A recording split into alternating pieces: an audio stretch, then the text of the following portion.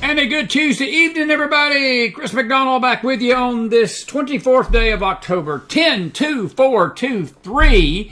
We are grateful to have my dear buddy back with him from Africa.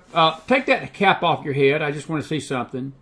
No, just take it off. I just want to make sure that witch doctor put some hair on your head. He didn't do it, so I didn't figure his power was even that good. But anyway.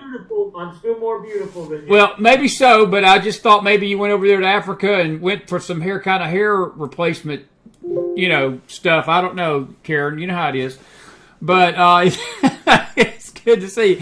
Are you flashing that light to those women again? I told you the old women are texting me all the time telling me up there that some weird guy is flashing that light at them at night, and I keep telling him I will deal with that. I will ask you to stop doing that. But anyway, it's good to see you, buddy. I'm glad you're back in one piece, man. This world, last time we talked, this world went flat, slap, dadgum, damn crazy, Caron. My goodness, man, what is going on? Listen, very serious, though, tonight. It's good to see you tonight. Let me welcome you to the program, and I'll get into the thing. It's good to have you tonight, buddy. It really is, all jokes aside. Well, it's always a privilege, Chris. You know, you and I have been talking about national security, border security equals national security for many, many years. And, you know, here we are tonight, I think in the start of a world war that, you know, Washington's not talking about it, but you and I will talk about it. Yeah. I want to ask you something about Israel. We got a lot to cover tonight in a short time. And let me just do a little house cleaning here. Folks, we're not going to take questions or any chat right now at the beginning. Now, I will open the chat up at the end with Eric, so please be patient. If you got a question for him, be getting those ready. We'll open it up later. But Eric, 2 weeks ago now, going on 3, the world changed. And it was so eerie. I'm a history person, and I had I'm not joking, just a few days before October the 7th, I had watched this film out on Prime Video called Golda. And it was basically the story of Golda Meir, who I have a lot of respect for her. She was one of Israel's first female prime ministers.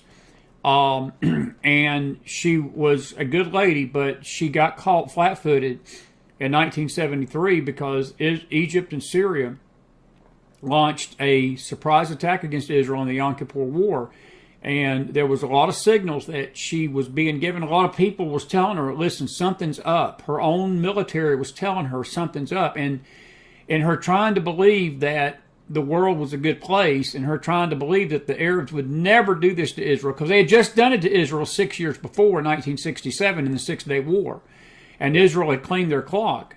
And then, on top of everything else, it was Yom Kippur, which was the holiest of holy days, and she could not bring herself to believe that the Arabs would do such a dastardly act on a holiday like Yom Kippur, and she was proven to be wrong. And look, Israel struggled. They won that war ultimately, and it's where it's where they won the Golan Heights, and that was thanks a lot to divine intervention by God.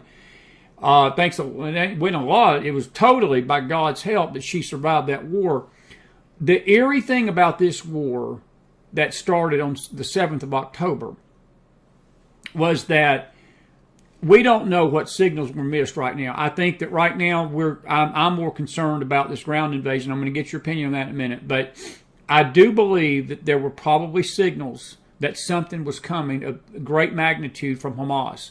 Now, we can Monday morning quarterback all we want to, and that's not what I'm here to do tonight. Because, look, I'm going to say this. In the fog of war, whether it's World War III or Israel versus Hamas or any war this nation here has ever fought, intelligence always gets missed. It's just part of the process, Eric. People make mistakes. People miss signals. Governments are not perfect. I don't know why people hold governance to such a high standard, and they think that, you know, that we almost expect our government, and I know they probably should be like this, but they cannot, in an evil world, Eric, pick up every single threat that's out there, even though they try. And you know the bad thing about it, and I think you've been one of the people that said this, but I've heard others say it. We've got to be right every time. The terrorist only got to be right one time. And Hamas was right in the sense of catching Israel on their heels on October the 7th. That was their one time, because it was Israel's 9/11. And all these Americans over here that are backstabbing Israel in the back on their Twitter handles and claiming this and claiming that. And again, I don't question there were mistakes made by the Israeli government, but I don't hold the Israeli government responsible tonight, even though they missed things. But I will tell you this.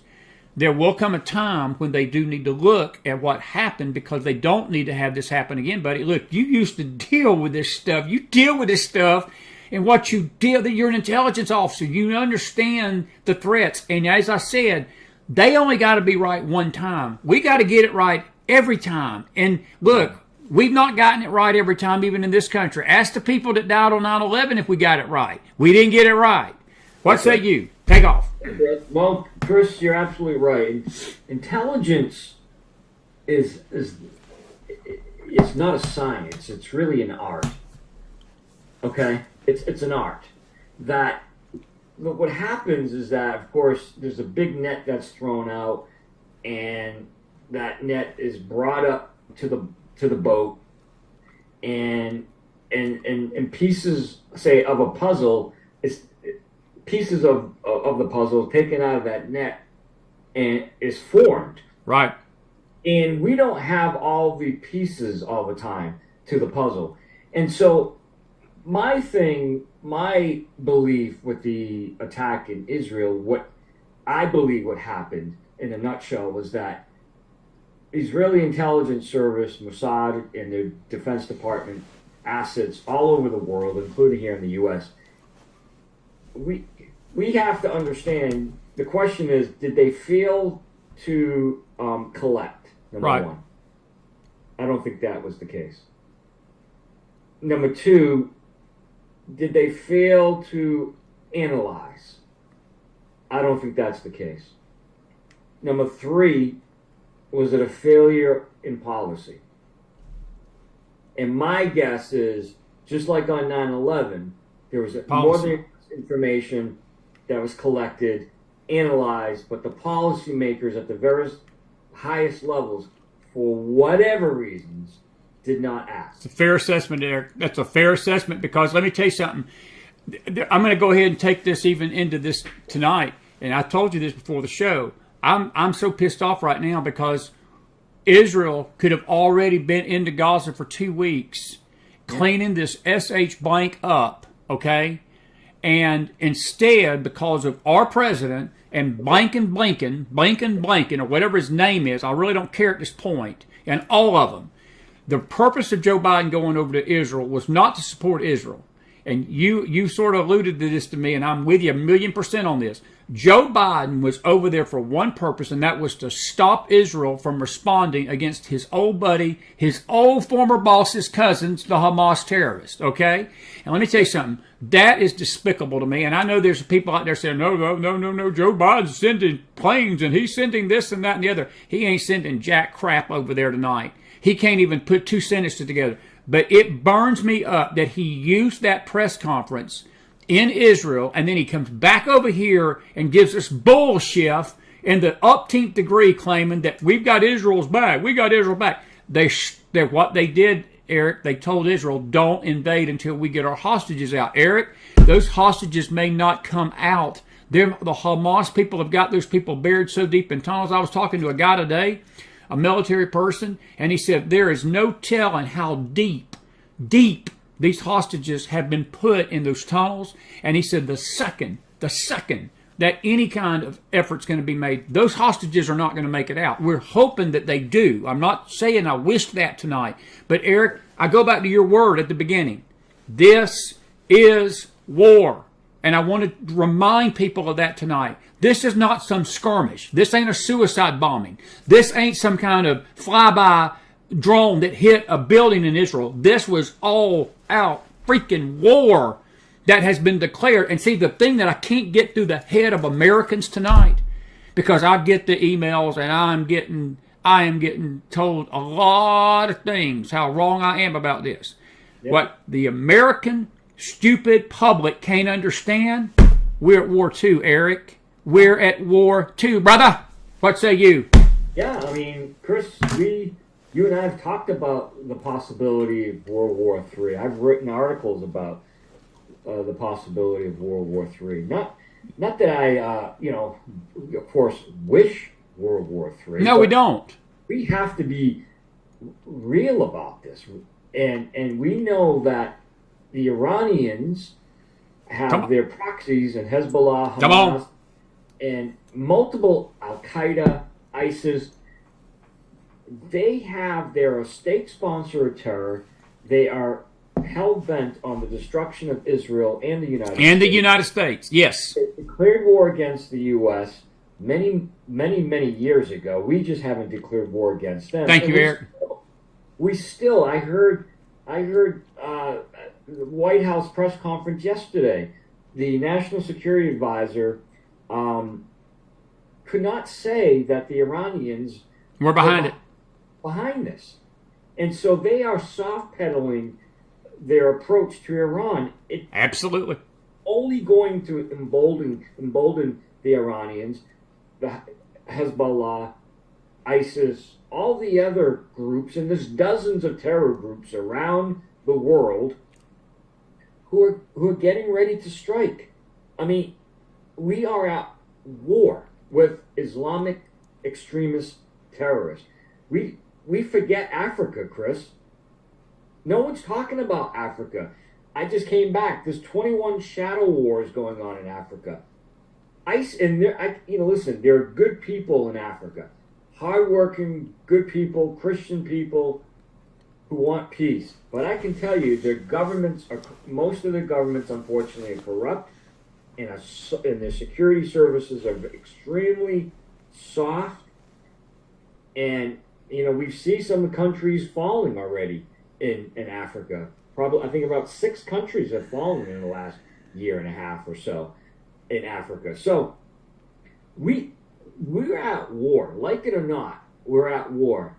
Africa's on fire. The Middle East is on fire. Iran is at the tip of the spear relating to all these conflicts in the Middle East. They are funding, they are training, they're providing the equipment and the know-how. And some of that know-how is coming from the U.S., Chris. And we talk about border security all the time. So it's important that the American people understand, we're not just talking about what's coming into America.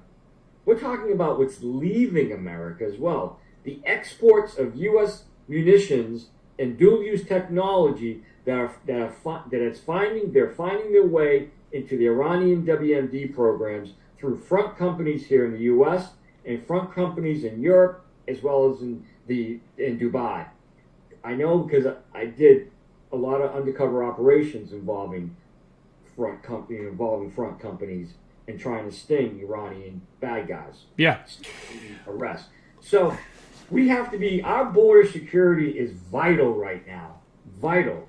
And let me just interrupt you real quick before I forget it, because I will forget it because I'm getting old and ugly. Old and ugly is what was the girl on Bill Cosby show says, pick a struggle, be old or ugly or both or stupid. I guess the old and ugly for me.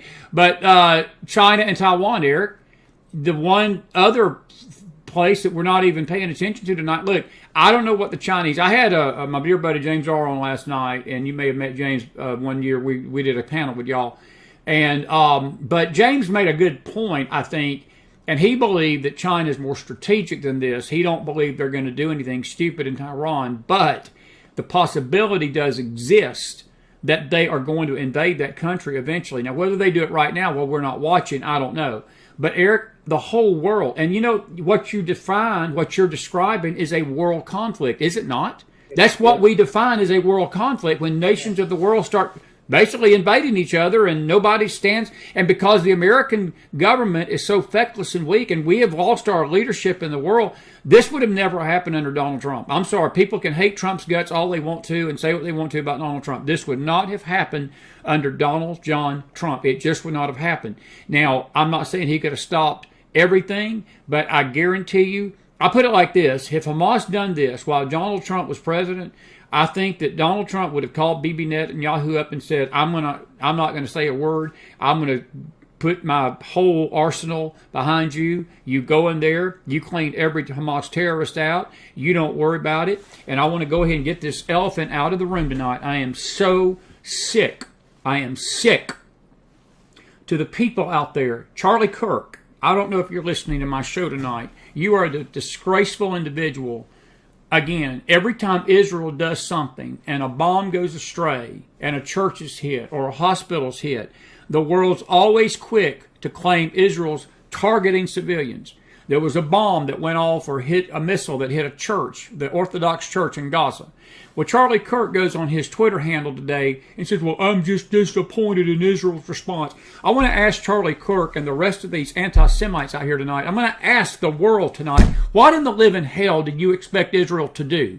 They're at war. They just got attacked with babies' heads being lopped off and women being raped and dead women. Eric, I read something yesterday. Dead women being raped by this barbaric tribe. What do we want Israel to do? What does Joe Biden want Israel to do? What does the world want Israel to do? Sit around and play Monopoly with these people? Sit around and say, well, and call them up before they go in and say, well, let me just make sure I don't bomb one of your targets, and please forgive me if one of my missiles goes astray. Do you think Hamas gives two crap pins less if they bombed a school or a synagogue or any home, civilian home? No, they do not. But the world makes Israel toe this line that's impossible to toe, Eric. It's war. It's war. And things happen in war, correct? I'm sorry for getting animated. It burns me up, man, because, see, the world has no moral clarity right now about what's evil and what's good. We have lost total moral clarity, and a lot of it's coming from this country. Yeah. Weakness. And we saw that under Obama. Obama drew a line in the sand in Syria and said to Assad, if you use chemical weapons, we're going to come and stop you. We're going to get you. He said, yeah. He used it, and we did nothing. And right now, Syria is on fire. We know, I've seen reports tonight in the last few hours that dozens of troops in the Middle East have been injured by drone attacks. Right. 13. Oh, by the way, I'm going to ask you real quick. I don't mean to keep interrupting you, but these things keep coming to me. Have you heard anything about the chemical weapon issue? Because I saw a report yesterday that they found a manual among the Hamas papers, brother, that literally was describing that Hamas was looking for chemical weapons to put on these missiles. And I told my audience this last night, buddy, if they use those chemical weapons here, look, what we're talking about tonight, look, we're hoping that I know we're talking World War III in terms of maybe an overall conflict of nations, but you will have World War III if they use chemical weapons. And if this nation does not respond to that, if this nation don't, I don't know if there's any hope for this nation ever again, because let me tell you something, that means we've lost all moral clarity totally. I'm not saying we got a lot of it tonight, but maybe there's a little bit left. But if we cannot see that is not basically a danger to the entire world and not act, brother, we screwed. We just plain, I got another word for that, but I can't use it on my family show tonight. But I'm telling you something, we're screwed if we don't react to that. I don't have much faith in this government. Again, let me just remind you and your listeners again, Barack Obama told the president of Syria, Assad, if you use chemical agents to kill people again for the probably third time, we will act. Obama drew a line in the sand, and weeks, if not days later, he used weapons, chemical weapons, and the U.S. government, Barack Hussein Obama, did nothing. And many people probably forget that. But Assad used weapons, chemical weapons, and Washington did nothing. So I don't have a lot of faith in Joe Biden and the other morons around him, because they're all weak. They're all weak. And only weakness emboldens the Iranians. Again, the Iranians have their fingerprints all over the Middle East. They are involved in multiple terror groups, meaning directly involved, training, providing weapons, drones, missiles, you name it. Revolutionary Guard trainers. The Chinese are assisting the Iranians as well, relating to some of the technology they're using in their drones. Again, some of those drones technology originate in the U.S., but since our Department of Homeland Security is not paying attention, not switched on, a lot of the U.S. technology is being illegally shipped to Iran. I believe that. Oh, I know it. I did it. And I can tell you, I can tell you this, Chris, without a doubt. About 5% of the workforce in the Department of Homeland Security investigations, 5% are dedicated to illegal exports.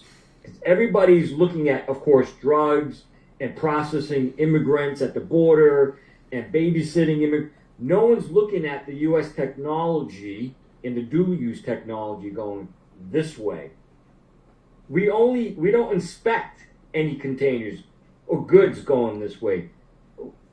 I'm telling you right now, a lot of that drone technology that the Iranians and Hezbollah and Hamas is using is coming from the U.S.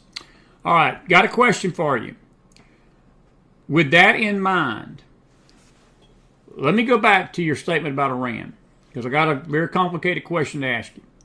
Come on. I blame Iran, I do. But Eric, I blame the Palestinian people, because they put this terrorist group over them in 2007. We've been supporting them, though. And we've been supporting them. And America has been funneling money, and every president has done it. Bush Jr. did it. Obama definitely did it. Trump stopped it. And the Palestinian Authority was corrupt. There's no doubt about it. The boss was not a good man. He's not a good man tonight. He's Yasser Arafat in drag. And basically, the Palestinian people revolted, but they put a terrorist group over them.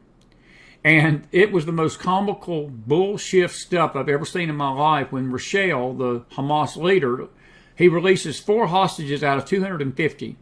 Yeah. And claims that the Hamas terrorist group is a humanitarian organization and they're not out to hurt anybody. But my question to you is this. Iran's culpable, no doubt about it. Not going to even, I'm with you, 1,000,000%. The Palestinian people are culpable too, bro. I'm going to tell you something, the way I look at it tonight, every ounce of blood, and Charlie Kirk, if you're listening, even that church, that Israel, when they sent a bomb in there and it blew up, Israel's warned the Gazan people, they've warned the Palestinians, get your asses out of there. Pardon me for being a little blunt and straight talk forward tonight. I'm a little hot under the collar. I got the cowboy vest on tonight. And, whew, but let me tell you something. Israel warned those people, Eric, get your backsides out of harm's way. We're coming. And if there were people there that was left in that church, I don't care what they were doing. They knew this was going on. That's not on Israel tonight. Every ounce of blood that is shed from this point on in Gaza is on the Palestinian people and Hamas, not Israel. That's how I feel about it. What say you? I would agree with you, Chris. Yeah, definitely. Hamas is a terror group that we've been dealing with for many, many decades, both overtly and covertly. And the Palestinian PLO, the Palestinians, and the organization as a whole is totally corrupt. But they don't necessarily want peace. Why? Because how much funding did they get from the European Union and the UN and to the US? Where's all the money going to? It's totally corrupt. How can you track it, though? How do you track that money? And who is going to stand? My question about that, Eric, is there anybody in D.C. that's going to be a watchdog and say, hey, this? You know who's got to be a watchdog? The feckless Congress that can't even put a speaker in the House, bro. They can't even elect a freaking speaker right now. And that's the people that's supposed to be watching this stuff because they got the purse strings in the House. Correct? Correct. There's so much fraud, waste, and abuse, Chris. It's pathetic. Look at Afghanistan. Our own Inspector General can't get the White House to cooperate with him. In a report that I read in July said, listen, I'd love to give you more information about where all the money's going, the billions of dollars, and what's happening in Afghanistan, but we're not getting cooperation from the White House, from the Treasury Department, from the State Department. And so that's what's happening in Ukraine as well. We're giving Ukraine billions of dollars. Who's accounting for it?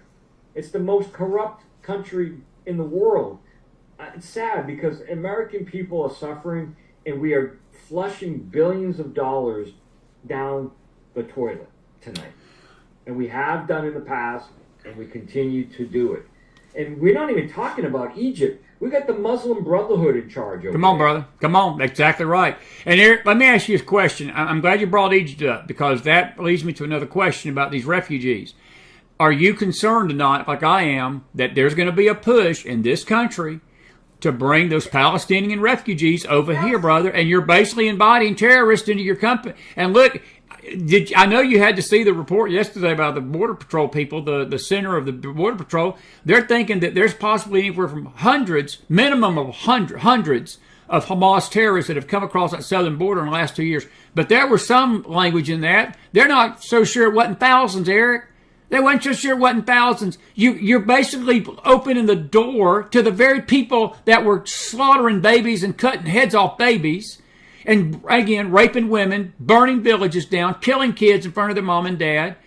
And yet we are letting these people come into our country, Eric, unfettered, unchecked, unbridled, no check on them, and basically believing like a bunch of meth-induced morons that nothing bad is going to happen. I heard Kirby today. I wanted to puke listening to him try to explain that Iran didn't have its hands on this stuff.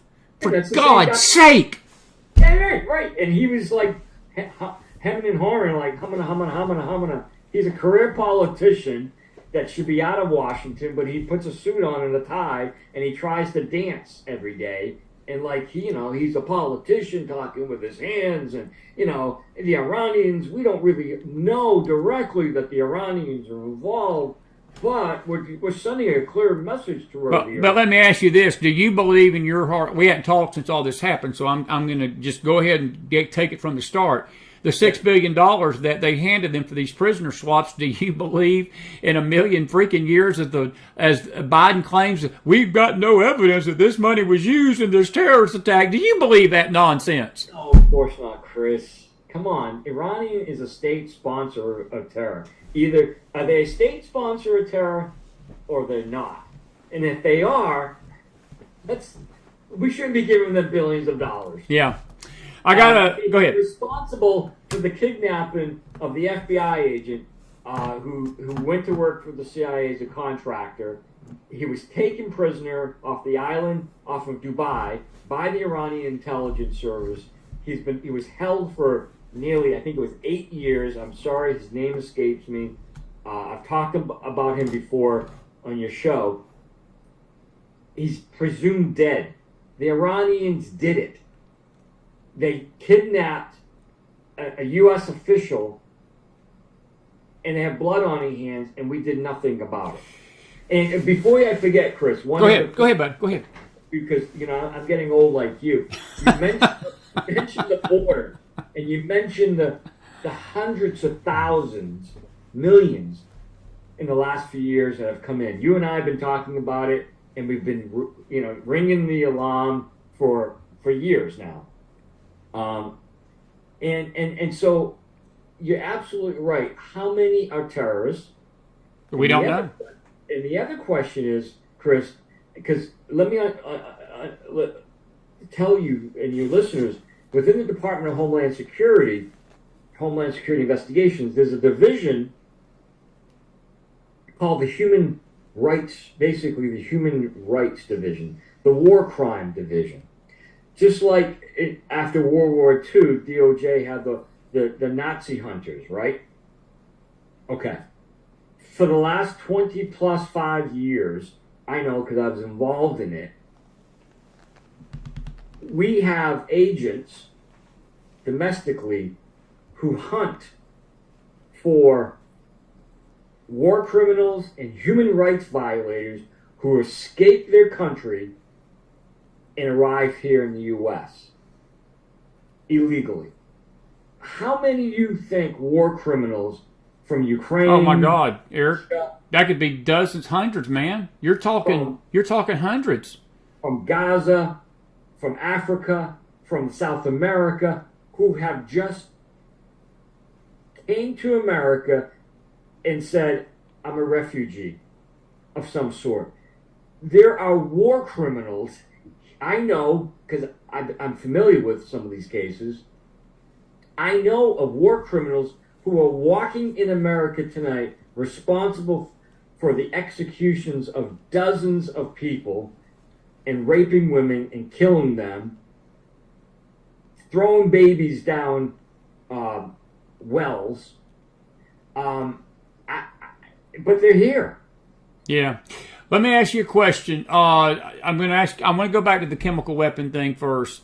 How concerned are you that report is true? Absolutely. Yes. I mean, the Middle East is, and the Iranians have all this technology from the U.S., developed some of it on their own. They've worked with the Chinese. Do you think Syria is supplying the chemical weapons? Yeah, sure. Why not? I mean, listen, if they would cut off the heads of babies in cribs, what do you think they would even? No, they wouldn't give it a thought, Eric. They wouldn't give it a thought. To drop a chemical weapon on a major city? They wouldn't give it a thought. But let me ask you this question. This is a little bit more complicated. How far does that go with us? Do you not believe that if they could get in? What if they have infiltrated the nation tonight with that same weapon? And yes. Look, let's just be honest with each other. This crap about that they can monitor these people when they're... Eric, we don't have any idea what these people have brought across that border. We have no idea. Between the cartels, the Iranians, the Chinese nationals, the Hamas people, and just the general, and I hate to say this in these terms. Look, I'm not trying to make light of this. I'm not even trying to throw shade on the victims because it hurts me to even say this. But even the garden variety people, the garden variety killers, the garden variety scum, and I hate to use that term tonight, but they're lawbreakers to me. They're lawless. I don't care. It's law breaking. The second you come in this country illegally, you have broken our law. Not that it matters anymore to this government. Not that it matters to most Americans, but it doesn't matter to still to some of us. But they're already a criminal. But even the garden variety criminals, Eric, we don't know what these people have brought over as far as weapons, chemical weapons, and I'm just wondering if they're considering this target. And look, you've dealt with this. This is your field, bro. Are you not at least concerned a little bit that they're planning something for us? A little bit. A little bit, probably not a bad. That's not a bad question. A bad question. I'm pretty sure it's a lot. I would be concerned about it a lot. Listen, I served 25 years, 3 years as the attaché in Dubai. I worked with all the alphabetical agencies. Again, we have 328 ports of entry, official ports of entry. Bad guys will make their own ports of entry as well. The northern border, of course, is wide open. I've talked about it for many, many years on your program. Some people are talking about it now. They're a little too late. But the northern border is wide open. Yes, it is. The other thing, when I say ports of entry, it's airports, seaports, okay? Land ports, land borders. We have 55 million shipping containers that come into America about every year. Million. Did you say 55 million? Yeah. Wow. Okay. Guess how many are being opened, searched? Less than 3%. Bad guys know that. That's a lot, Eric. Okay, so my point is this, Chris. I can tell you after 9/11, there have been, and this is documented, so it's not state secret. There have been a few cases where bad guys were talking dirt about bringing chemical weapons into containers into Brooklyn, into New York. In fact, one guy got arrested. So this is not breaking news, something new, virgin territory that bad guys are thinking about using shipping containers to import a WMD weapon into America. They've talked about it for years. We just don't take them serious. No, we're not taking them seriously. And it scares me tonight. And I titled the show tonight, America and Israel at War from Within, because, Eric, this war, again, if you think about it, our war, I want to turn my attention a little bit as we got about 10, 15 more minutes. Man, this time's already fallen by tonight. It always does when you're here. And we'll take some questions. But the other part of this, the other spoke of this wheel is just as horrible to me, and that is the anti-Semitism that has exploded. I mean, it has exploded on the world scene. It has exploded on the American scene. It has exploded in the American church. It has exploded through the voices, both spiritual, political, economic, educational. You've got colleges allowing these anti-Semitic protests, and it's not just pro-Palestine. Look, this is a free country. People can march down the street and say what they want to. these kids ain't just saying that we support the Palestinian people, Eric. They're saying gas the Jews. They're saying F the Jews. They're saying the Jews need to die. I got a story today we're going to deal with on the Late Show tonight. There's a kid out in Huntington Beach, California, somewhere at one of the beaches in California, and he was walking around the campus of his high school. This wasn't college, it was high school, telling everybody we need to round up all the Jews and kill them all. The high school put a gag order on the Jews in the high school and warned them not to go home and tell their parents that was going on in the high school. Now that's how deep this has gotten. And it's going to get deeper and worse. Got a question for you, bro. You and I, we met about 3.5, 4 years ago almost. We've always been comrades in arms. We've always talked about these things. You're the same DNA I am. You've got the same makeup. We understand this country. We understand faith. We understand decency. As a human being, I'm not talking about as an agent. I'm not talking about as anything else. I'm talking to you as a father tonight. I'm talking to you as a friend, as a fellow citizen. How does that make you feel that your nation and my nation is allowing such rhetoric on its campuses, in its churches, in its financial markets, in its news media, and in Congress? And nobody cares, it seems to, about that tonight, except the few that have still a heart and a brain and some moral clarity left in them. And that's very few, to be honest with you. Yeah, I mean, think of the contrast after, Pearl Harbor and how our nation came together. It's very true.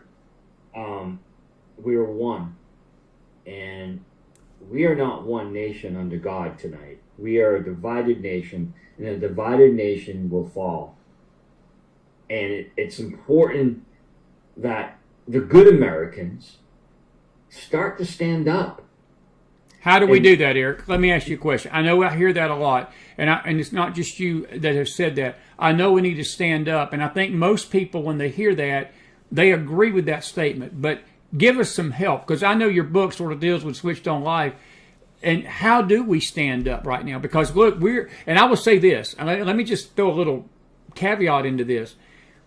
While all this is going on, okay, the world's burning, Middle East is burning. You know where Joe Biden was this weekend? He was laying his backside on a beach. And when you got a president like that, a leader, supposedly, they don't care that he's on the beach, they don't care what we Americans think. He could care. Look, they could have been planning something similar to hit us with. And him and his liberal blank wife, they would have been, hey, taking a few rays this weekend. Let's go walk. It's no big deal. But we ain't got no. We are in some serious situation right now. You're right, Chris. I mean, if that's not an image for the rest of the world to see that we have no leadership. None. Zero. We have the president of Israel with a flak jacket on, meeting his troops. Exactly right. Getting ready for an invasion, and we have our president who doesn't care what the press says, doesn't care what the rest of the world, doesn't even care how it looks. I'm going to the beach.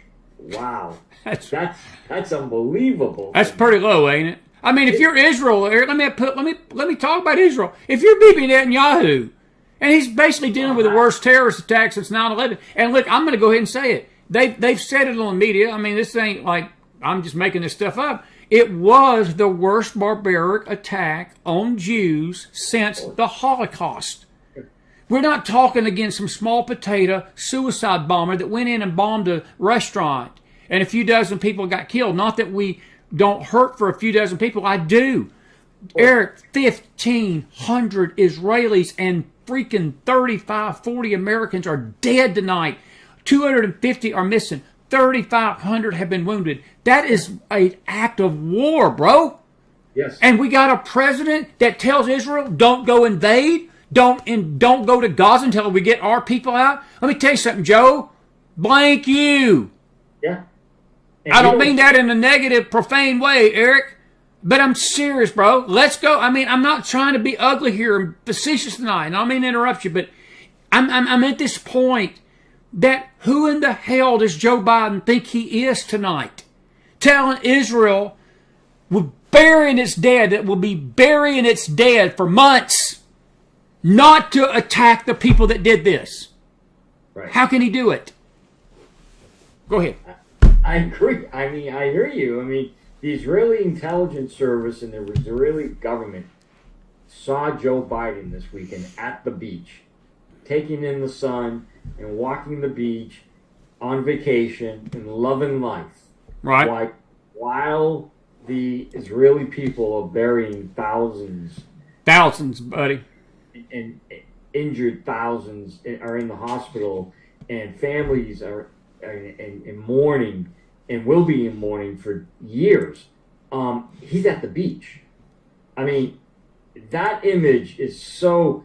That's what I'm talking about. Not just the Israelis saw that, Chris, but the Iranians saw this. Thank you.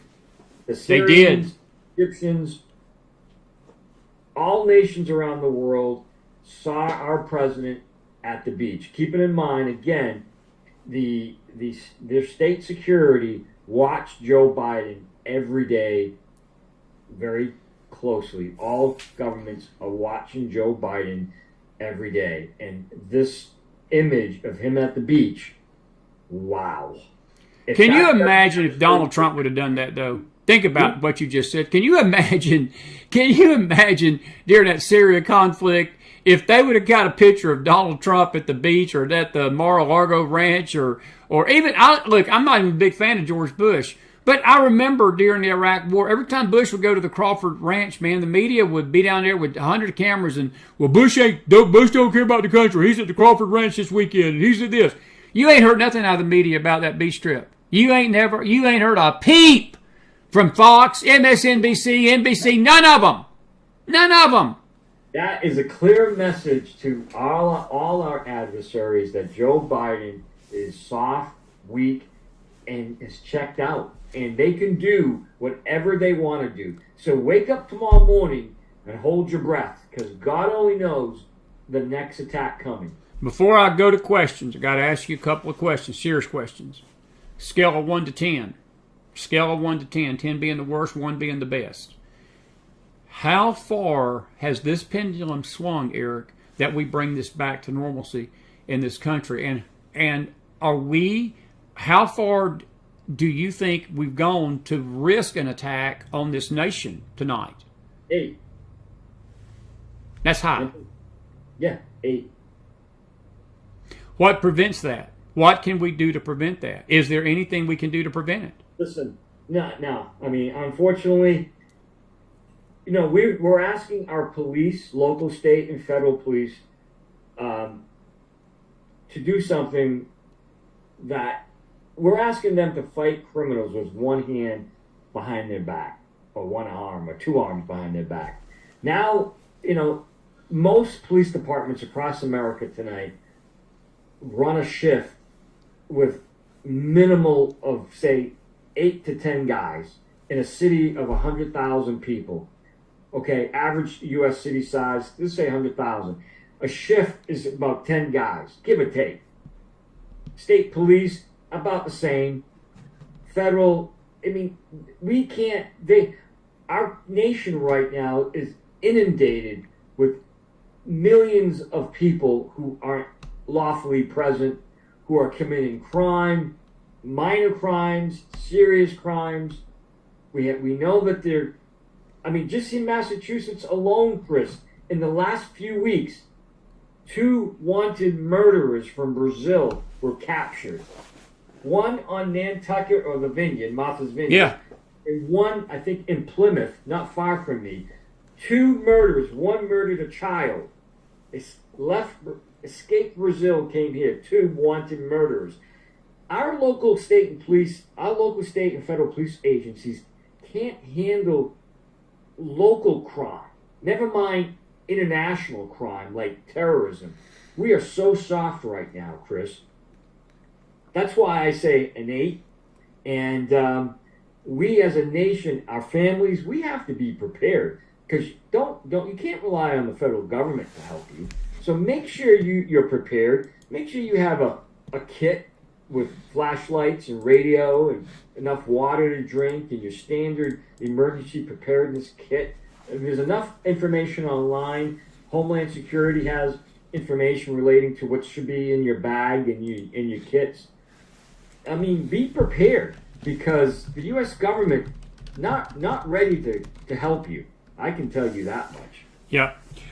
Folks, you're watching a very special live McFiles Tuesday night. I've been a little wired up tonight, and I don't apologize for what I said. I do apologize for being a little hot under the collar about some things tonight, because I need to calm down, and I'm the host of a show. I'm not on the other side. Eric's not interviewing me. I'm supposed to be the one, the calm, collected one. Eric's supposed to be the one fired up about this stuff.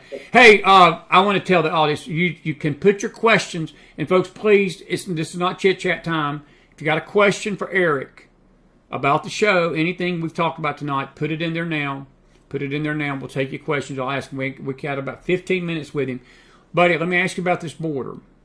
Yeah. In your opinion, how many in your mind, because that figure of how many illegals are here is all over the place, but in Eric Caron's estimate, how many illegals do we have in this nation tonight?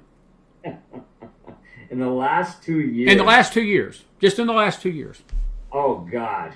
I would... Millions. How many millions?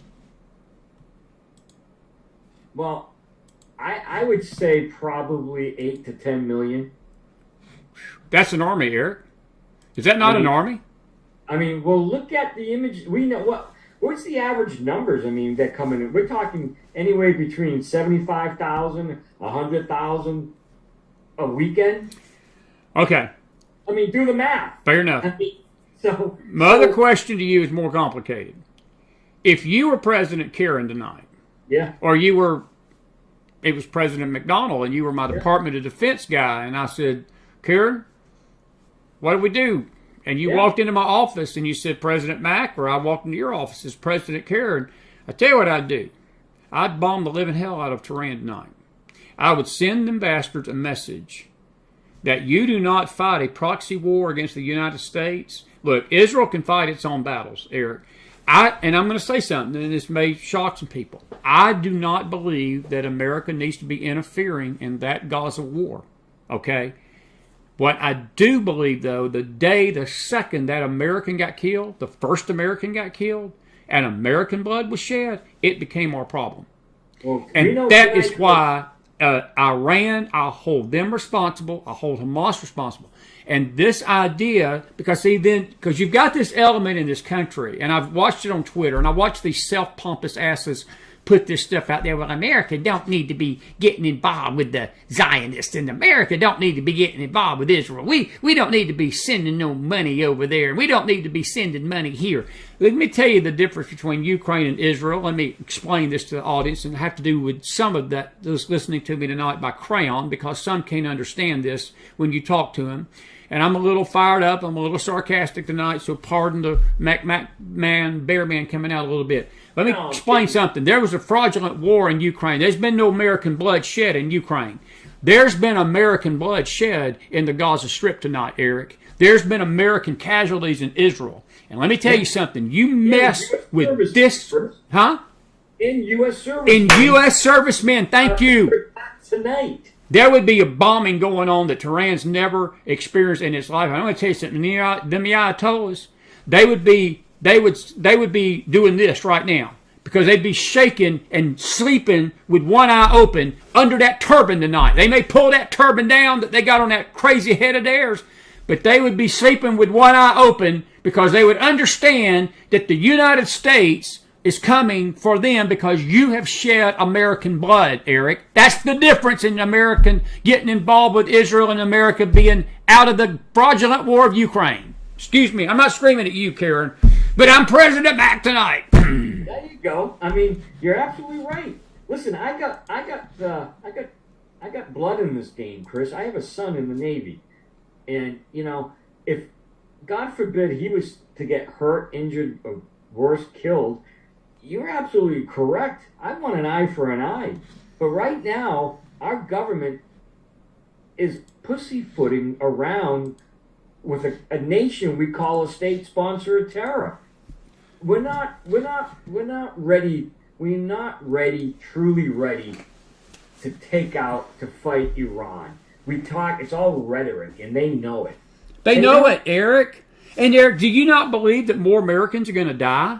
Yes. I mean, I heard today, I read a report, we put it in the Telegram room, 13 attacks on our servicemen in the last 24 hours, or 48 hours. Just in the last 48. There's been 13 separate attacks on carriers. Nobody's gotten hurt yet. But, Eric, that percentage cannot stay. We're not going to have no casualties if this keeps up. And how much will it take? What's it going to take? Then bombing the Gerald Ford, bombing one of our carriers, blowing up in the ocean to get our attention that we're dealing with an enemy that means business. They want to destroy Israel and America. And, again, I'm sorry for the gasoline in my voice tonight, but I'm just looking at this as a South Georgia boy, common sense, and I'm thinking to myself, I don't care about getting involved with Israel's conflict because Israel can fight its own battles. We've had guests on this show that's told me that Jewish people, good Jewish people, that love their country, love their nation, they said, we don't need America's help to fight our skirmishes and our battles. Contrary to this Q movement crap that's out there tonight with the brain-induced education of a moth and claiming that America's always funneling money to Israel and we need to cut off aid. Well, let me tell you something, folks. This idea that you think that that's going to make the world a peaceful place, you're just plain blanking stupid to believe that that would make the world a peaceful place. But, Eric, they've drawn American blood. They've drawn American blood. That's the difference. Chris, you're absolutely correct. Unfortunately, history has a way of repeating itself. A good way to predict the future is by looking at the past. And so with that said, look what happened to the USS Cole. How many dozens of U.S. servicemen died in that Cole attack in Yemen, and then what? We didn't do much of anything when that incident happened, and then what? 9/11 happened. Yeah. Hey, got a good question for you here. Corey Aguilar says strategically, I don't mean to cut you off. I got these questions coming in. Strategically, if there was a terrorist attack here, this is a great question. What city or state, Eric, do you think that they would attack first? And that's not a bad question because I think the conventional wisdom is New York, but these people, let me explain why my thinking is here. They didn't attack Jerusalem. Hamas didn't go into Jerusalem. The West Bank is where Jerusalem's at. They didn't attack from the north. They attacked the weakest area of the country in Israel, the kibbutz. And those southern little border towns down there where there's very little military presence. There should have been more. But that's another discussion. But they attacked civilians. And Eric, I believe that if there's an attack in this country, I don't see them not following the same pattern. And I think places that we've never thought of are under the gun tonight, more so than they've ever been. And not that New York, Chicago, L.A. and Chicago and Atlanta, Miami, and all these big cities are not. But I'm just saying, I think this is unconventional. This is not a conventional war, bro. This is an attack on people. This is an attack on civilians, man. Yeah. So I said earlier, Chris, a point, I'm sure you heard it, bad guys. There's 328 ports, official ports of entry into America. But bad guys don't want to get caught. They go where it's soft. So they say, okay, southwest border is inundated with personnel. I'm going to go to up north where it's easy just to walk across. And no one's going to even, I'll encounter no one. So you're right. Terrorists, of course, have many plan these attacks for many weeks, months, years. Time is on their side, terrorists. And so you're absolutely right. Soft targets still high up on the list. Define a soft target. Define a soft target, because somebody may not understand what that means. What is a soft target? Hospitals. Okay. Schools. Port cities with ocean. By the way, I meant to mention this to you. I heard this tonight too. That the IDF blew up some kind of vessel out in the Mediterranean tonight because Hamas was trying to attack from the sea.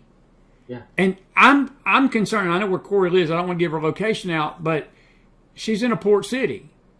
And other people on that East Coast, Eric, and the West Coast. Look, I think the East Coast people, if you're on that coastline, I think they're vulnerable tonight from Maine to Florida. That's just my opinion. I mean, that's just me.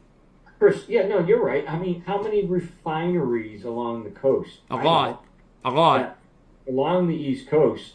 And I can tell you, just like that happened tonight in Israel, dozens of Hamas divers tried to infiltrate Israel via the sea. That's another real scenario. Our infrastructure, our utilities are very soft. Gas, electric, water supply.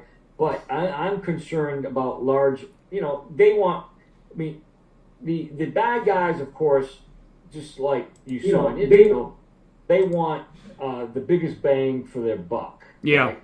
And so an event like an NFL football game, unfortunately, is a target every weekend.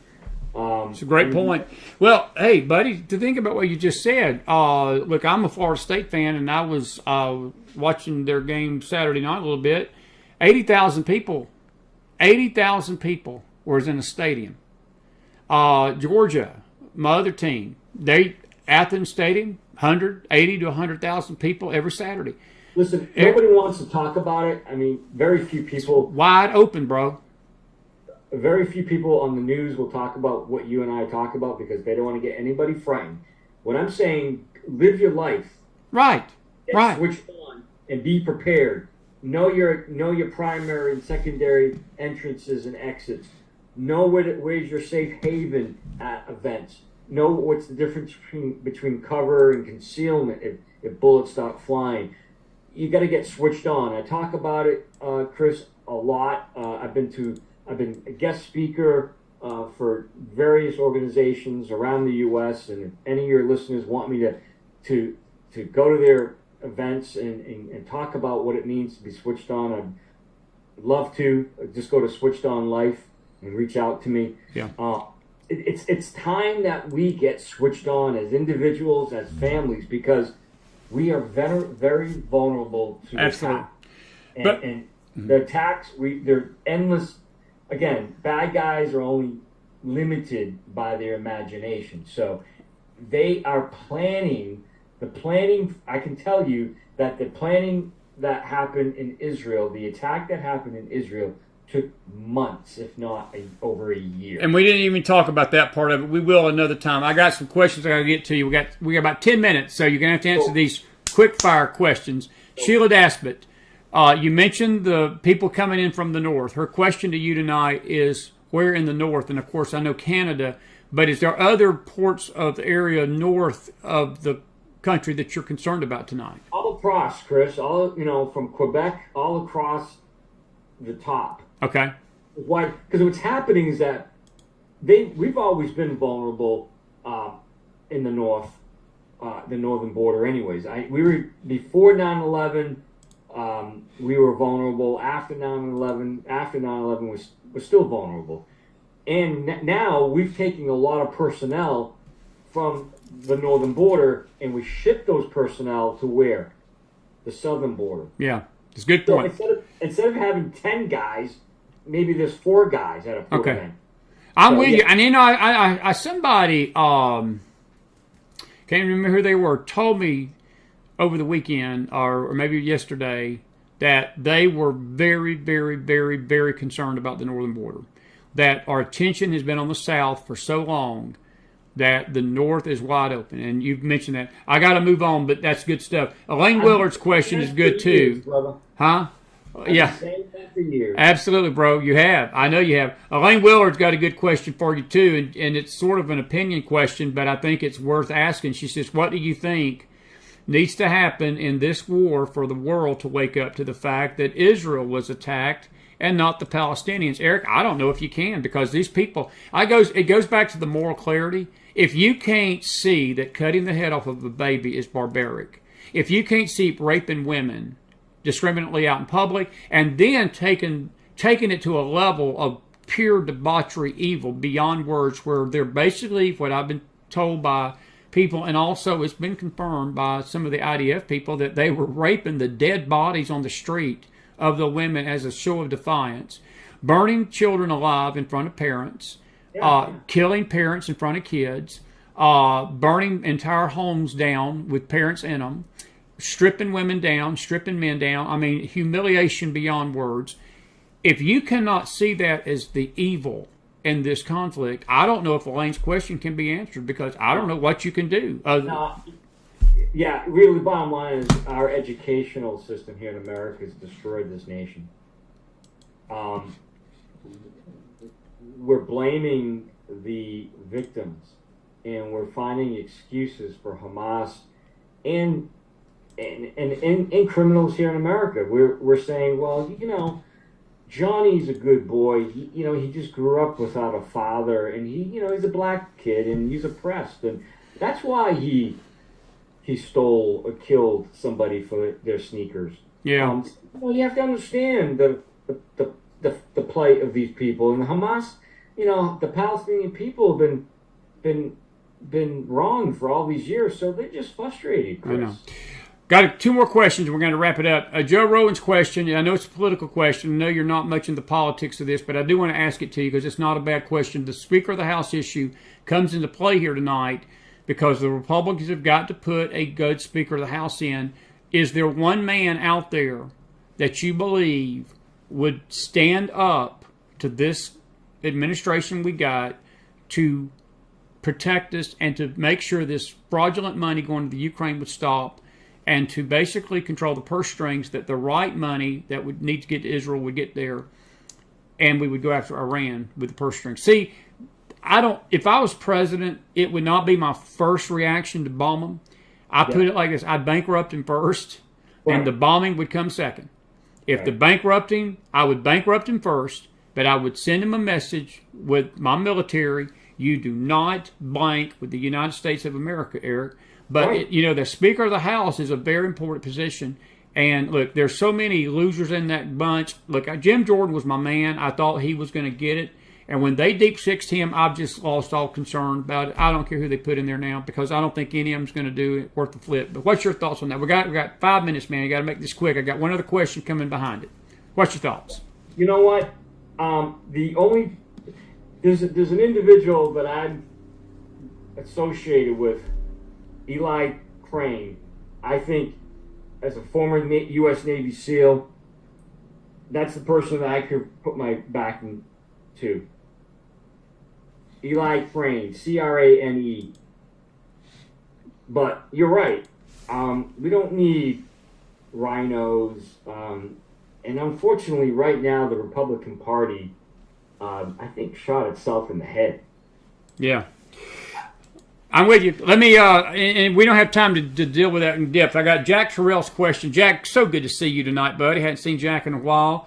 But this is a great question. It's right in your wheelhouse. He said, what are the chances that China or North Korea will make military moves while the U.S. is focused on the Ukraine and Israel? I say that's a pretty high shot. We hadn't heard from North Korea. It's an interesting that Kim Jong-un has been very quiet. It's never as good when he's quiet. And when he's running his mouth, I mean, he's a big talker, but at least you know what he's not said a word about what's going on in Israel and the Ukraine. Not recently. So I've seen reports that the North Koreans might have provided some assistance to Hamas. Seriously? Huh? Seriously, really? Wow. Yeah. I mean, I don't have it right in front of me, but anybody can Google it. But I've seen, and I'm not sure where that was reported, to be honest with you, Chris, but I've seen a report, at least one report, that the North Koreans may have provided support to Hamas. It wouldn't surprise me. You have to understand, birds of a feather flock together, stay together, right? And so you have Iran, you have Syria, you have Egypt, North Korea.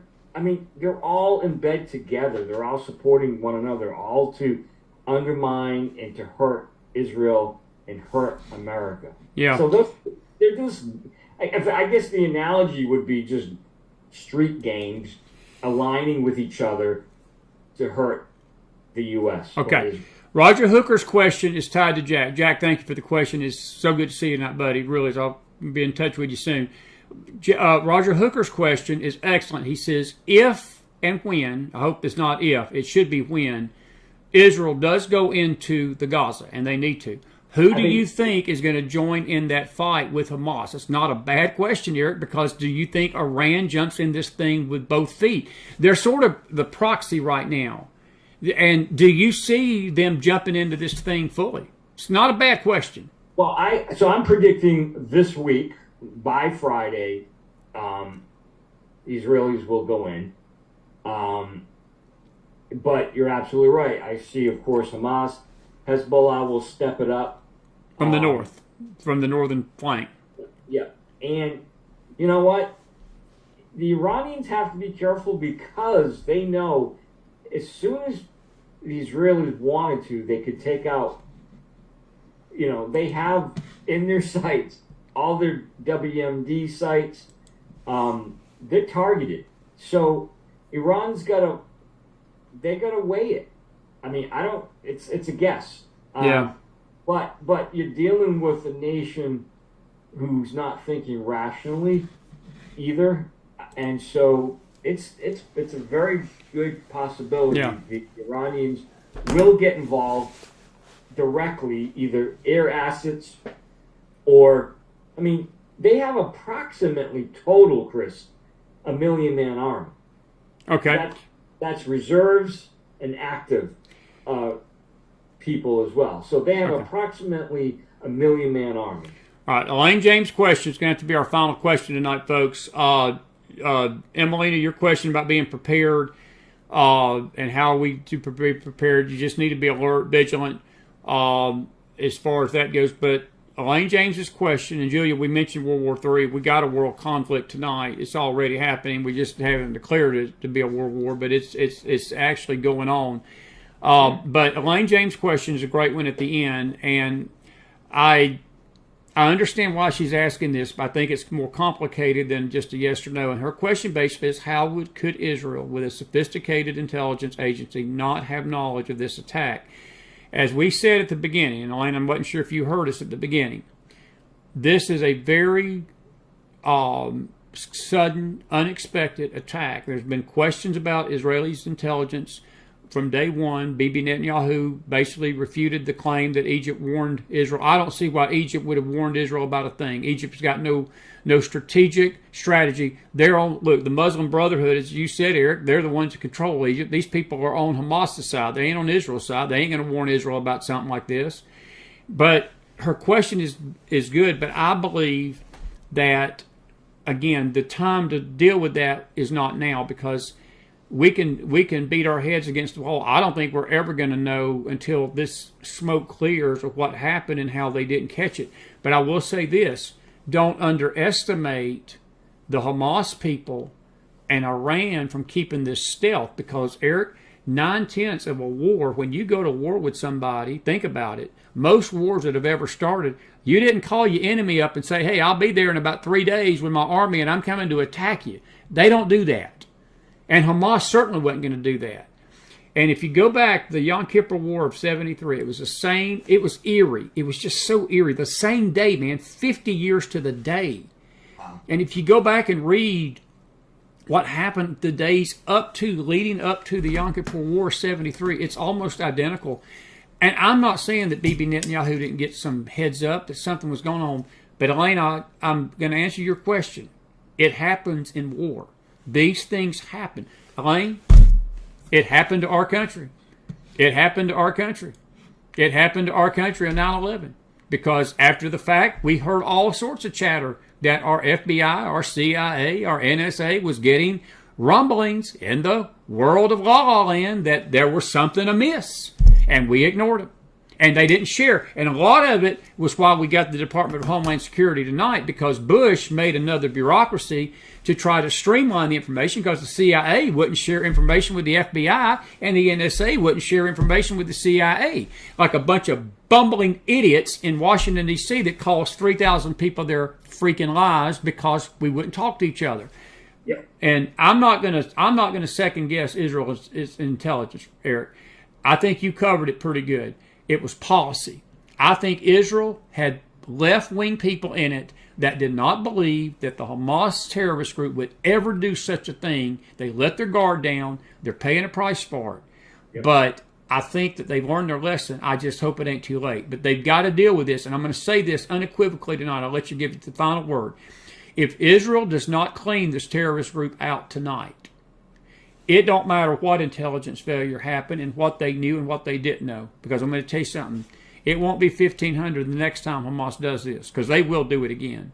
It will be 15,000, because they will use chemical weapons, and Iran will get that bomb eventually. And then you're not going to be talking about, again, a skirmish. You're not going to be talking about a suicide bombing. You're not going to be talking about this. You're going to be talking about mass casualties. And I'm going to say this, and Lane, I'm not directing this at you, but there are people out there that is insinuating that Israel allowed this deliberately to happen so they could just go to war, and that's just a bunch of crock of you-know-what that smells really bad in a pile on a South Georgia summer day. It smells bad. It's called turd, and I'm not going to use the word that is. That is nothing but bullshit. And that's, again, anti-Semitism rising it up to throw shade on Israel. And I'm going to ask these Americans, take a look at your own freaking government. We have missed things. We have messed things up. There's not a war in America's history, Eric, that we've not had failure. There's not been a war in America's history we've not had intelligence failures. The very thing we went to Iraq, is it not staring us in the face that why did we wind up in Iraq in 2003? Bad intelligence. Because we were convinced that Saddam Hussein had weapons of mass destruction. And guess what? They didn't even find a flickering cigarette in Iraq. I mean, for God's sake, we couldn't even find a lighter in Iraq. And we don't know where those weapons are. But there's been rumors that Syria got them and whatever. But regardless, we were told emphatically by 4 governments, Australia, Jordan, Israel, and America, that he had those weapons. And they were wrong. I'm going to give you a final word, bro. Wrap us up tonight. Good stuff tonight. What's your final thought? Get it switched on, man. Get it switched on. Get switched on. Go to Switched On Life. The book is there. Again, I'm doing guest speaking for anybody who wants to have me. I'd love to come to you and speak about what it means to be switched on in life and help you make good decisions. Yes, Chris, we are in the midst of a world war. We're fighting for our survival. We have to go on the offense because we can't have tens of thousands of people dead because we failed to act. We should have learned our lesson on 9/11. We should have. And you know what? We have to go on the offense. And you're absolutely right. We have to take out Hamas and any other group that vows to destroy us. I mean, again, it's that bully on the street who is, coming after you day after day and hitting you, and we do nothing. We have to man up, make those hard decisions for the sake of our nation, or we will have no nation at the end of the day, Chris. I mean, what are you and I going to say a month from now when something very, very bad happens, God forbid, in America? I don't know, buddy. I don't know. I don't want to say, I told you so, Chris. Well, I don't either, Eric. And again, I guess my frustration tonight, and I hope I didn't show it too bad. I'm a little upset tonight. I feel we've got as you said, a powder keg. Yes. In the Middle East. Now, there's a spiritual element to this I don't want to get into tonight. Be with me tomorrow night on our Wednesday night faith study for that. But there's also a political element, but there's a leadership element that is lacking in this country. Yes. And also, Eric, there's a moral element. Again, we have lost moral clarity in this nation. And our kids, we can get upset and get all bent out of shape about these college kids and about these high school kids. I'm going to say this as I close tonight. Little Johnny and Susie just didn't wake up this morning with anti-Semitism in their heart. They heard it from their mom and dad. They heard it from their church. They heard it from their teacher. They heard it from somebody. They didn't learn that. Yeah. I mean, let me change it. They didn't just get that it just didn't fall out of the sky and the La La Land Dixie plan dust like people think it does, Dixie dust. They heard it, Eric. They heard it. I understand the Arab world because, see, they're groomed from cradle to grave. You hate Israel. You hate America. You destroy Israel. You destroy America at any cost. And if you do, you're a hero in the Muslim world. You get 72 virgins, and the world is going to be a better place, and you can bomb yourself, strap a thing of bombs, and you're a hero, a martyr. I get that because that's what they're taught. That's what their religion teaches. What I don't get is a civilized nation like this one that's enlightened and supposed to be a Christian nation that can say the same thing and allow their children to say it and not blink an eye and have it embraced by spiritual voices that should know better, but yet embrace it. That is a lack of moral clarity. I'm going to tell you something, bro. That is more concerning to me than anything going on in Israel tonight and anything going on in this world tonight, because it don't matter if we even win the war in Israel, or Israel wins their war, or we win the war overseas or wherever we're fighting these proxy wars at. If we lose that battle of moral clarity, we ain't got a country. And it don't matter what we win. We ain't won a thing because we've lost our soul. Yep. We have lost our soul. So 2 minutes. You got 1 minute. Wrap this up, man. 1 minute. I mean, our educational system, thank you very much. You've done a real good job, thank you very much, educating our children. Have they not? Absolutely, bro. Come on. And open borders. I mean, so it's a 1-2 punch.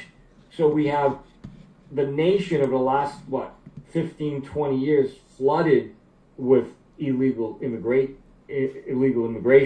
all over the world. So these kids who are now 15, 18 years old from all over the world, poorly educated here, and they're hitting the streets. So you're absolutely right. We have a bigger threat in America. It's the youth that are you see it on the street. Thousands of people in Chicago, Detroit, Boston, California. Yeah, I'm with you, buddy. They're not hundreds. We're talking tens of thousands of kids. So, yeah, America better get switched on. We'll switch on, buddy. Well, listen, man, I got to say goodnight to these folks. I'm going to say a few words to them. I'll let you go. I'll see you soon, and we'll fellowship, and also we'll have you back on soon, my friend. All right, bro. Good night. Eric, Caron, everybody. SwitchedOnLife.com. Stop shining that light in that old lady's house over there, for God's sake. I keep getting these emails that you're harassing her, and I told her I'll come up there and take care of it, but I was hoping that you're, I wouldn't have to do that. But anyway, bless you, bro. See you, man. Have a good night, Eric, Caron. Put some fire in that house for him, everybody. And we're grateful. That's my dear buddy right there. And he's overseas. We didn't get a chance to talk about it tonight. And next time I want him to tell you what happened with Uganda. Mark Casey, good to see you. I'm going to address your statement in a minute about the weapons into Syria, because I know that was the conventional wisdom about Syria. But I want to talk about Eric a minute and this Uganda thing.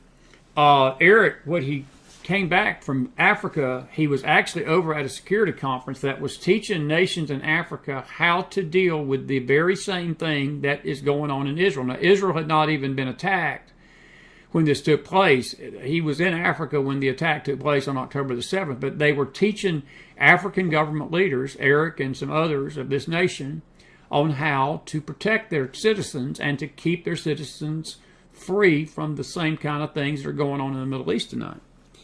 Well, the Tanzanian government had invited 3 or 4 or 5 neighboring African countries to come listen to the United States officials.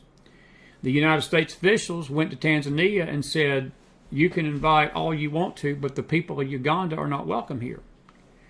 And Eric was telling me that the reason for that was the fact that Uganda had taken a hardcore stance about LGBTQ individuals in their government. And they do not allow an openly LGBTQ to serve in the military nor serve in their government. Now, you can make a moral call about that if you want to. I applaud Uganda for standing up for their principles. I applaud them. That's the right thing to do. We don't discriminate as far as whatever, but a government has the right to set a standard, and if people don't want to live up to that standard, they just don't live up to that standard. But our government got so upset with them. They wasn't upset with Uganda. Well, they didn't care about Uganda's safety. What they cared about was a wokeness. In other words, we were more concerned down in Tanzania about being woke than we were being safe. And folks, that's your government. That's your government in a nutshell tonight. Let me remind you that this would have been the photo of a lifeless pregnant woman next to her beheaded unborn baby cut out of her belly by Hamas terrorists. But, due to the sensitivity of this platform's guidelines, we can't show you that tonight. I wished I could. I think Elaine Willard's question was probably a powerful question, and what will it take to wake up the world? Elaine, if this don't wake up the world, it ain't nothing going to wake up the world. If the very fact that they can walk by a lifeless pregnant woman that has had a baby beheaded and had it cut out of her belly don't wake somebody up, there is no soul in that individual. That person is beyond help. And I'm not even talking about the terrorists. I'm talking about people in this country. I'm not happy with these youngins marching. I'm not happy with hearing a high schooler walk down the hall of a high school classroom claiming we need to get rid of all the Jews and kill all the Jews and round them up, and the Jews being told to gag and not say nothing about it. Not happy about that, but you know something? I don't blame those youngins. They heard that. That was taught. That behavior was taught. I got a little 5-year-old right now, a grand youngin'. And I guarantee you, if I put him in a playground with black children and put him in a playground with Hispanic children and I put him in a playground with Jewish children, he wouldn't know the difference. He wouldn't know the difference in their race. He'd play with them. He wouldn't have any issue with them. But,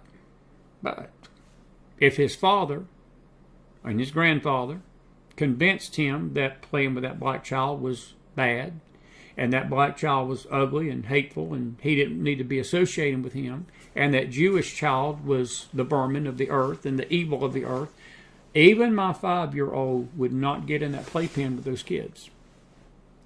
So before we throw stones at these kids, and I'm not condoning their behavior, folks, it's repulsive. It's disgusting what these college kids are doing and what these high schooler kids are doing. I want to deal with the real source of where these kids got that stuff from. And yes, some of it didn't come from mom and daddy. Some of it did come from the schools, but mom and daddy is not without excuse.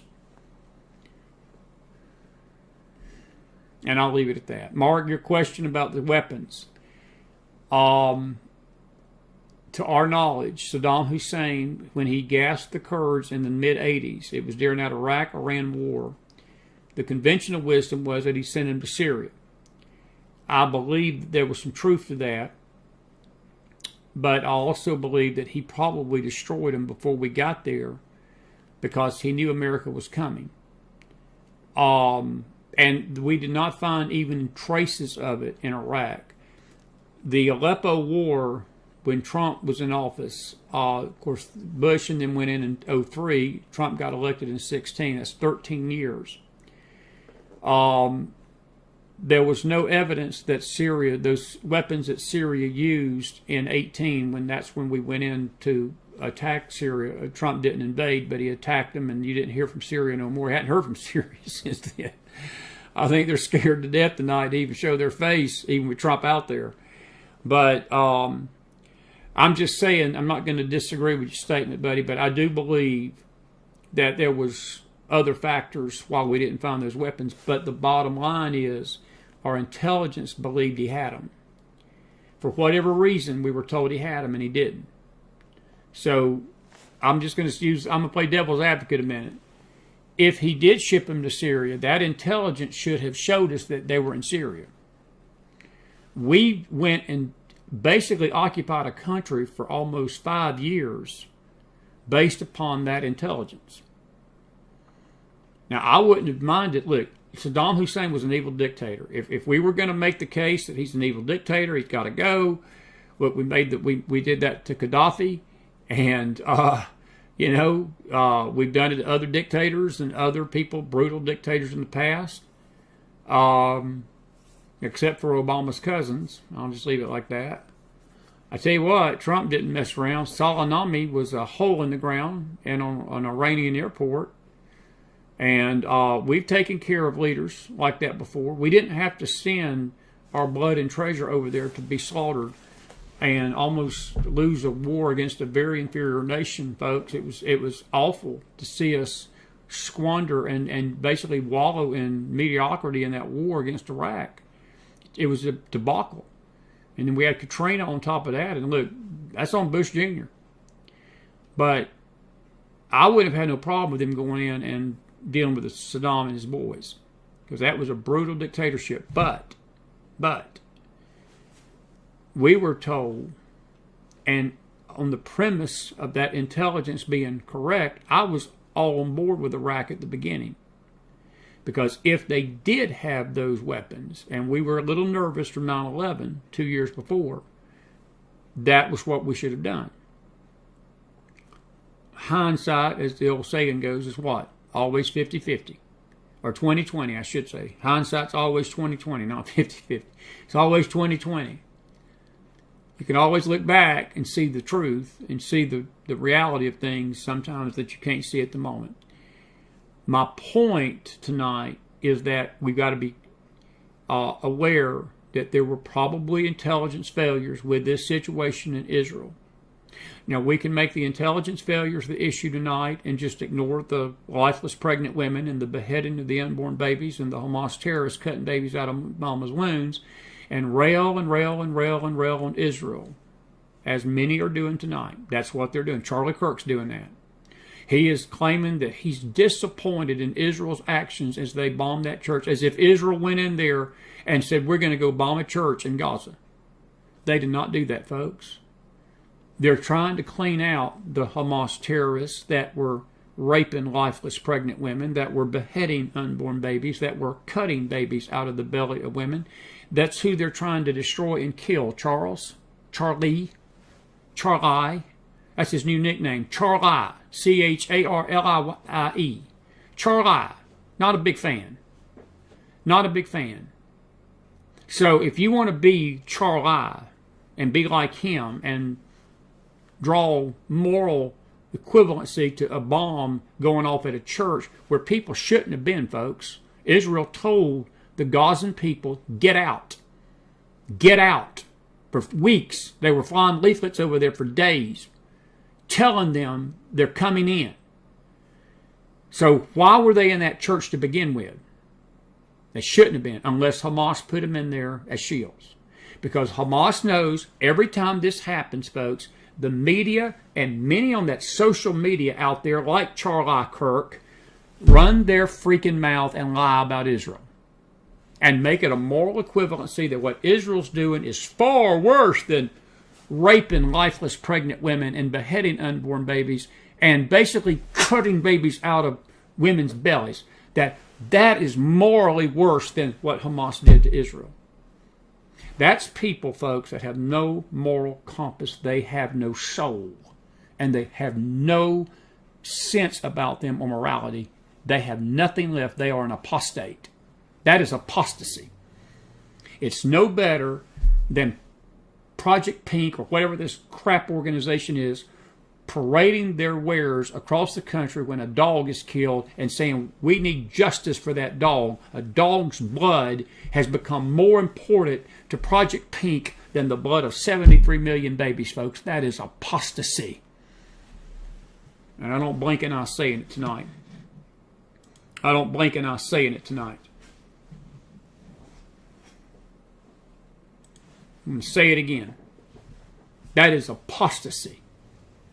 That is apostates. I want to say it one more time before I close tonight. This would have been the photo of a lifeless pregnant woman next to her beheaded unborn baby cut out of her belly by Hamas terrorists. Due to the platform guidelines, they couldn't show you that picture last night. The IDF, that's from the IDF website.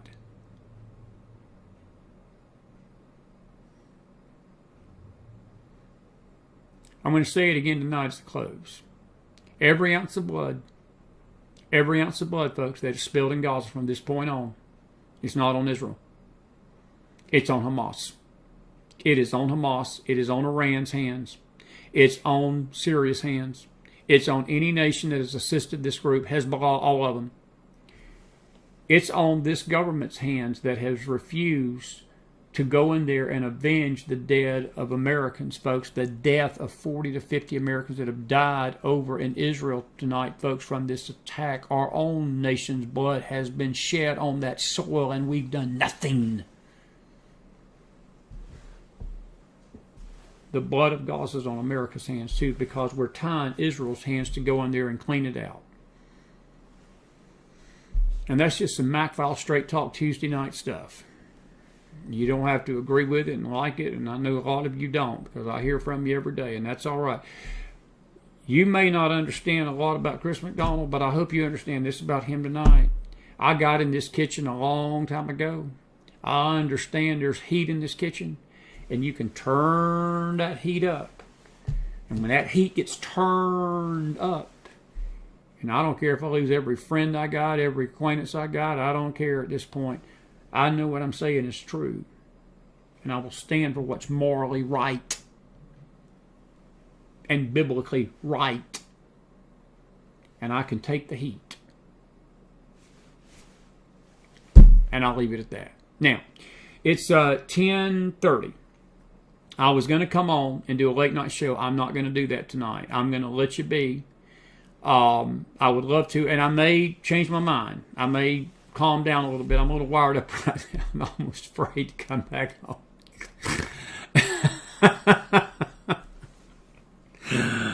Woo! Lord have mercy.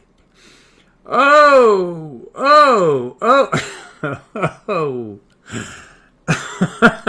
I'm trying to laugh.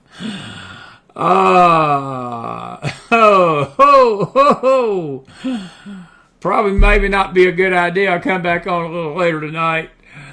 I might need to sleep on this one.